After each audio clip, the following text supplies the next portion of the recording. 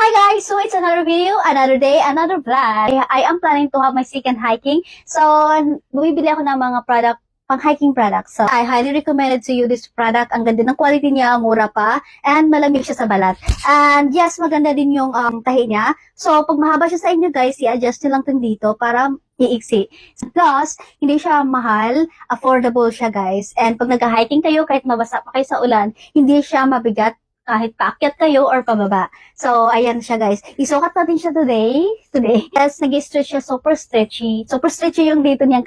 Hanggang XL na to siya guys. So, pwede ito siya sa panlalaki and pang babae guys. Isang packet dito, isa dito sa kaliwa, kanan, and meron din siya ang packet sa taas. So, ngayon, huwag nang maraming daldal, isukat na natin siya at nagmamadali ako.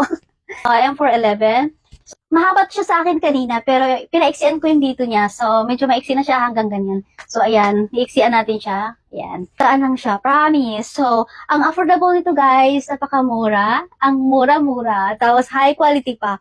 Yung pang everyday use, pwede siya guys. So, ayan, ang ganda.